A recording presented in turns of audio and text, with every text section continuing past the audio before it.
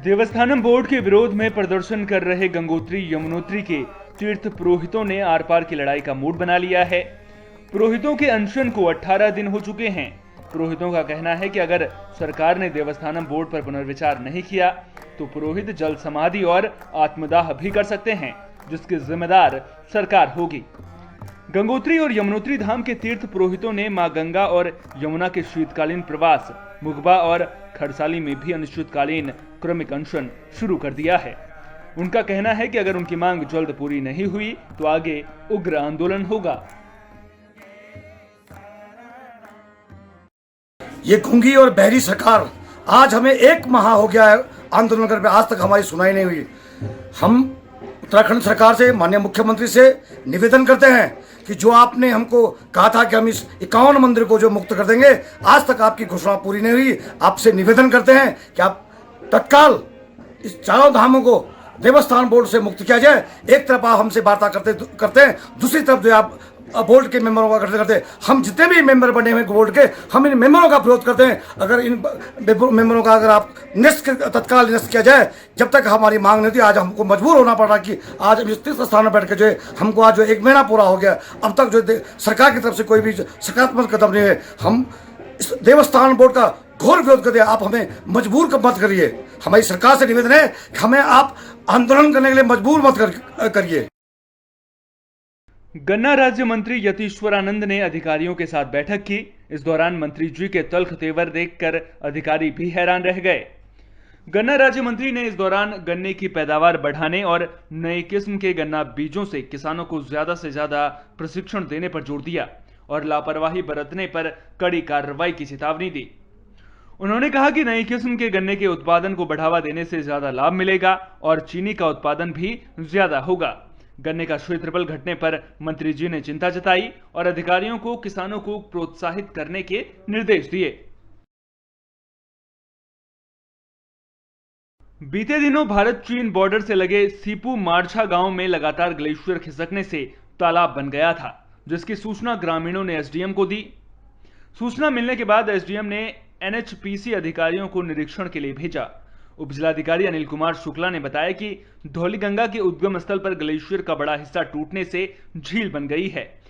NHPC के अधिकारियों को जरूरत पड़ने पर जेसीबी से झील को तोड़ने के निर्देश भी दिए गए हैं।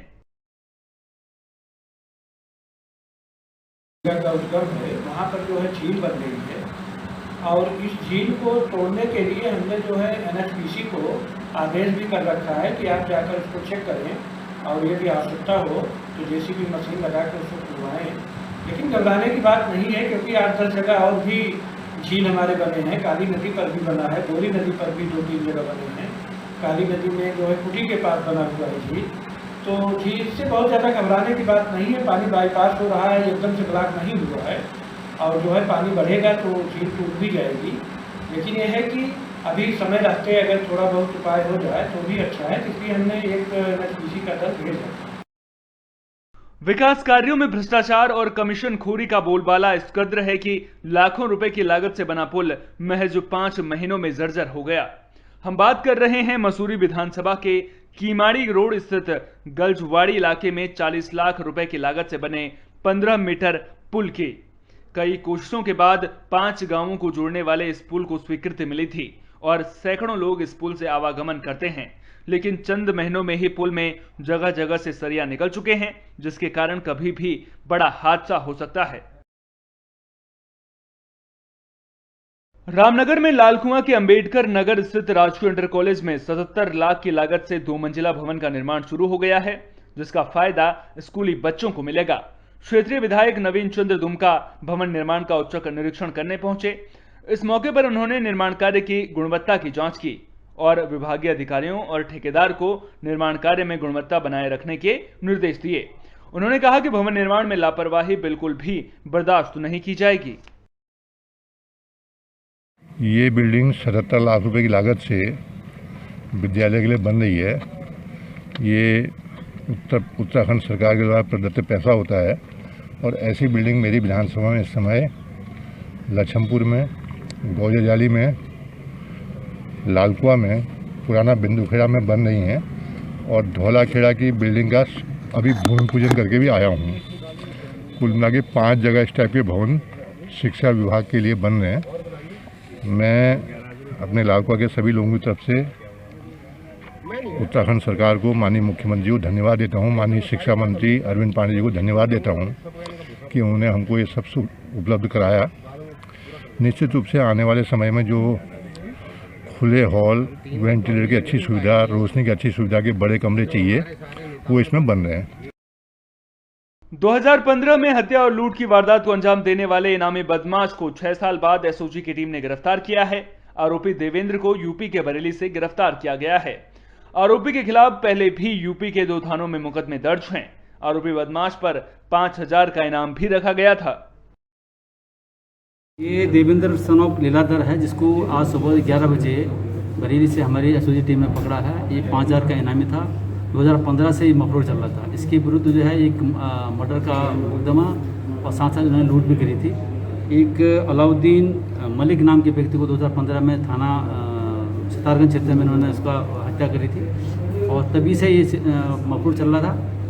और इसमें जो है विवाद विवेचना मफरूल में चार्जशीट दी गई थी। फिर इसको मफरूल घोषित करने के बाद इसमें 5000 रुपये का इनाम घोषित किया गया। पौड़ी डीएम गांवों में चौपाल लगाकर लोगों की समस्याएं सुन रहे हैं और अधिकारियों को मौके पर ही समस्याओं के निराकरण के आदेश भी दे रहे हैं। जिलाधिकारी के साथ उप जिलाधिकारी समेत कई प्रशासनिक अधिकारी भी ग्रामीणों की समस्याएं सुन रहे हैं। जिले के असगढ़ समेत मलेथा और कलजुखाल ब्लॉक के बूंगा में अधिकतर जगह पेयजल की परेशानी सामने आई। डीएम ने जल जीवन मिशन के तहत इन गांवों को शामिल करने के लिए इनके लिस्ट बनाने के निर्देश दिए। इसके अलावा जिलाधिकारी ने गांव में बने वर्मी कंपोस्ट, सामुदायिक शौचालय और रास्तों का भी जायजा लिया। जल जीवन मिशन में हम लोगों ने जो है अभी आज कुछ गांव का निरीक्षण किया है। निरीक्षण के समय में जहां जहां जल जीवन मिशन में विलेज एक्शन प्लान बना है उसका निरीक्षण किया। ग्राम सभा के बैठकों का क्या ब्यौरा है उसका जानकारी लिया। Village water and sanitation committee अगर गठित हुआ है या गठित करने में कोई समस्या है उसकी जानकारी लिया। आज मलेथा ग्राम पंचायत और बुंगा ग्राम पंचायत में आकर निरीक्षण किया है।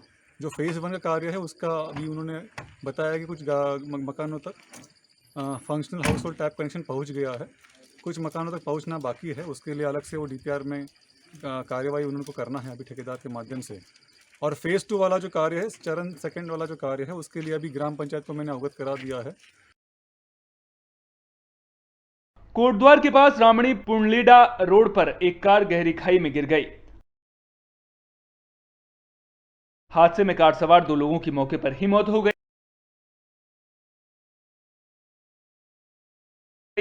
जबकि एक गंभीर रूप से घायल हुआ है। मामले की जानकारी मिलने पर पहुंची पुलिस ने घायल को रेस्क्यू कर बेस अस्पताल में भर्ती कराया। वहीं मृतकों के शवों को पोस्टमार्टम के लिए भेज दिया गया है। मृतकों की पहचान तड़ियाल चौक निवासी विनोद ध्यानी और वीरेंद्र नेगी के रूप में हुई है। जो कल एक्सीडेंट रहा उसमें 3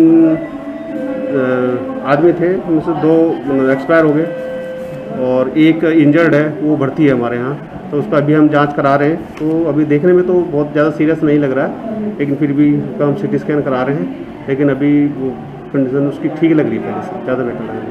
घायल की स्थिति क्या है? घायल की स्थिति क्या है? घायल की स्थिति अभी ठीक है, होश हवास में है और अभी खतरे से बाहर लग रहा है। फिर भी हम उसका जांच करा ले रहे हैं देखने के लिए कोई अंदरूनी चोट तो नहीं है।